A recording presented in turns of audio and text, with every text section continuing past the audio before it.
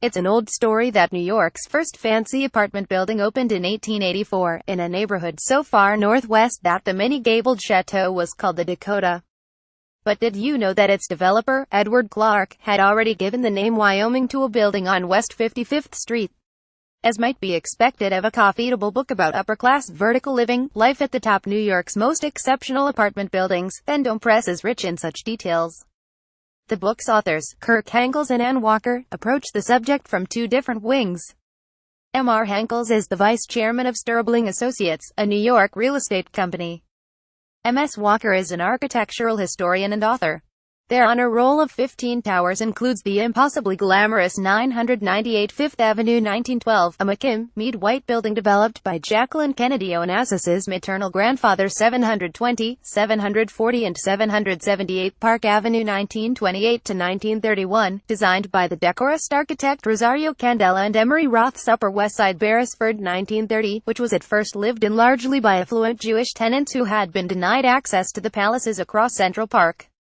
Also featured are more recent totems of New York wealth, like Richard Meier's ultramodern 173 and 176 Perry Street buildings. 2002 Robert A.M. Stern's 15 Central Park West, a limestone-clad crib for extreme capitalists. 2008 and Raphael Vignoli's cloud-piercing 432 Park Avenue. 2014. What persuaded wealthy New Yorkers in the late 19th century to leave their lovely townhouses and move into apartment buildings like the Dakota?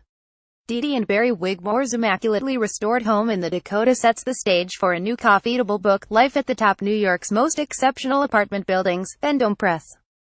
Michelle Arnaud and Walker. Actually, the Dakota's residents weren't the most elite New Yorkers, they were more professionals. But then 998 Fifth Avenue came along.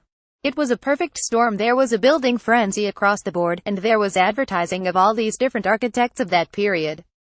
Kirk Henc. Here you have the super wealthy. They have a city house with a staff of 20 and another house with a staff of 40 because their wife made them build one in Newport. And income taxes creeping round. The economies of apartment buildings looked good. The problem was just getting that first person to sign on. Senator Elihu Root was highly respected and a member of Mrs. Astor's 400. He moved into 998 as the first tenant because he got a deal. Value drives real estate in New York, even for the super wealthy. The floor plans you publish look like townhouses were pancaked and spread over vast apartment floors. Mr. Henc. When the Dakota was built, architects didn't really know what to do with apartment buildings. It took a long time for that floor plan to evolve as it did. The difference in style from the Dakota in 1884 to 998 Fifth in 1912 was huge. The Dakota has long, very narrow hallways. You could almost call it, in quotes, mostly hall. The foyers were not big, the bathrooms were small and sparsely located. Things really changed. Ms. Walker and 998 is a lot more lavish than some of the later apartment buildings in the 20s and 30s because it was really trying to replicate those public rooms from the townhouses. By the time you get to the Beresford, buildings still had huge apartments but were less elaborate in terms of interior design and carvings and ceiling heights. Michelle Arnaud. The book describes the hard time some of these buildings fell on after the Depression, but the post-war years were prosperous. Weren't any great apartment buildings constructed in the 1950s and 1960s? M.R. Henc. None. Zero. Not one built for this money'd sat between the 30s and the turn of the 21st century. The early condominiums were for foreign investors and were really mostly one- and two-bedroom apartments. It wasn't until 1998 that 515 Park Avenue became the first condo building targeting Upper East Side families. Part of this transition in the 21st century comes from the spreading of money around New York.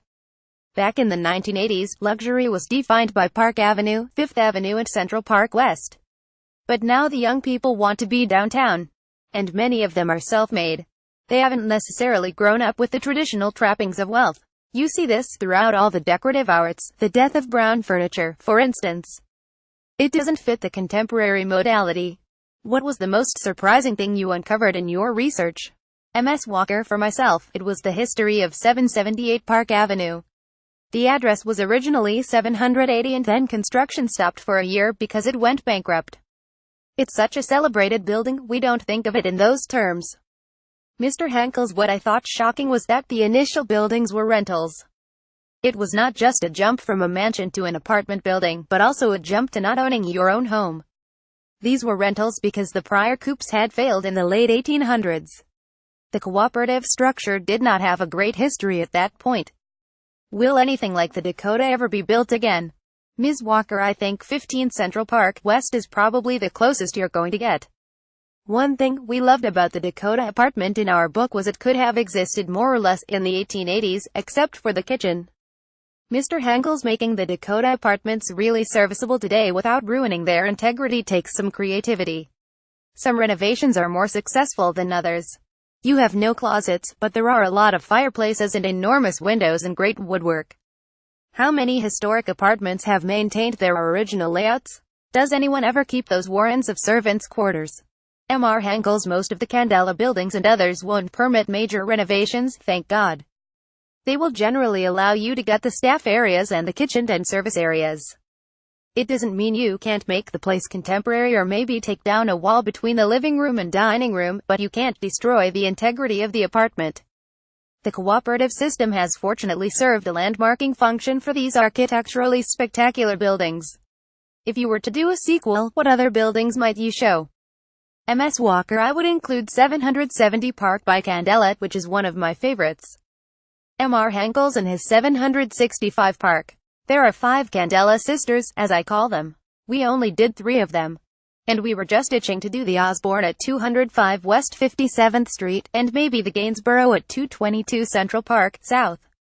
Ms. Walker, we also considered including the Woolworth building as an example of an office building turning residential.